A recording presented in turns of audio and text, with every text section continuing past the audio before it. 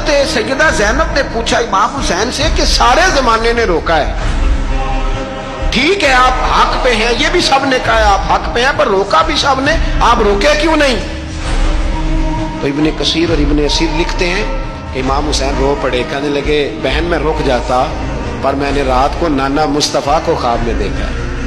تو حضور نے فرمایا حسین اگر آج یہ رواج پڑ گیا نا یزید جیسے لوگوں کا تو قیامت تک پڑا رہے گا، پھر لوگ کہیں گے کوئی نکلا نہیں تھا تو ہمیں بھی نکلنا، پھر لوگ ظالموں کے سامنے گردنیں جھکانے کے عادی ہو جائیں گے۔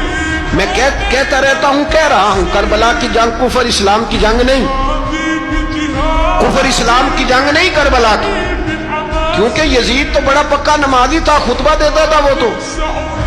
جب امام حسین رضی اللہ تعالیٰ عنہ نے کربلا کے میدان میں جمعے کا دن تھا تو یزید کے سامنے کو بات کرنی شروع کی، عمر بن سعد کے سامنے، تو عمر بن سعد کہنے لگا حسین زیادہ باتیں نہ کر، ہمارا جمعہ لیٹ ہو رہا ہے، جنگ کے لیے تیار ہو، فٹافٹ آ، اہل بیت نبوت کو قتل کریں گے اور قتل کے بعد پھر نماز پڑھیں گے اور پھر کہیں گے اللہم صلی علی محمد وعلی آل محمد، اسی نماز میں پھر درود بھی پڑھیں گے۔ یہ کیسا مرتبہ ہے، کیسا انداز ہے، دوستی قاتل سے بھی مقتول سے یارانہ۔ امام حسین نے حر بن یزید امام حسین سے کہنے لگا مجھے حکم ہے آپ کو روکنے کا، آپ آگے نہیں جا سکتے۔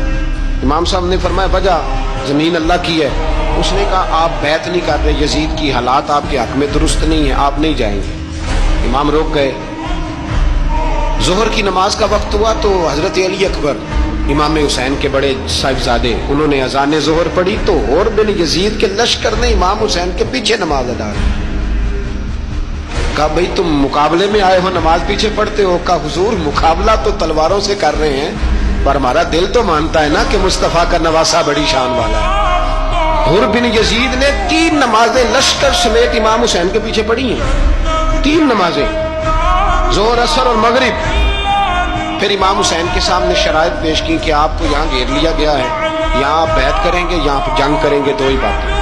امام حسین نے فرمایا نہیں بھائی بیعت تو میں نہیں کرتا، اس کے علاوہ تم جو کہتے ہو میں کرنے کو تیار ہوں۔ اس نے خط لکھا، عبید اللہ ابن زیاد کو ایک بندہ دوڑایا پیچھے کوفے، چند میل پہ کوفہ تھا، کہا وہ نہیں مان رہے، کیا کرنا؟ تو حسین ابن علی ہے، میں زیادہ دیر انہیں روک بھی نہیں سکتا۔ انہوں نے پیغام دیا حر بن یزید کو کہ کرنا کچھ بھی نہیں، ان کا پانی بند کر دو، بلیک میل کرو، کھانا پانی نہیں ملے گا، چھوٹے چھوٹے بچے ہیں خود ہی مان جائیں گے۔ حضرت امام علی مقام کے بارے میں حر کے پاس جب یہ پیغام آیا تو حر کہنے لگا میری طبیعت نہیں مانتی حسین پر پانی بند کروں، دل نہیں مانتا۔ جب یہ لفظ کہے نا دوبارہ تو پھر عبید اللہ ابن زیاد نے عمر بن سعد کو 10,000 آدمی دے کے بھیجا، کہا حر بن یزید لچک دکھا رہا ہے حسین کے حق میں۔ ایک رے کا علاقہ تھا، بڑی وہاں فصل ہوتی تھی، لوگ کوشش کرتے تھے وہاں کا گورنر بننے کی، کوشش کرتے تھے۔ تو عبید اللہ ابن زیاد کہنے لگا تمہیں رے کی گورنری ملے گی، سب سے سرسبز و شاداب علاقہ، تمہیں وہاں کا گورنر بنایا جائے گا اگر حسین کے خلاف لڑو گے۔ یہ اتنی زبردست ہوتی ہیں گورنریاں کہ گورنریوں کے لیے لوگ نسل رسول کے خلاف بھی نکل آتے ہیں، یہ اتنی تگڑی ہوتی ہیں، اتنی جلدی وفاداریاں بدلتی ہیں۔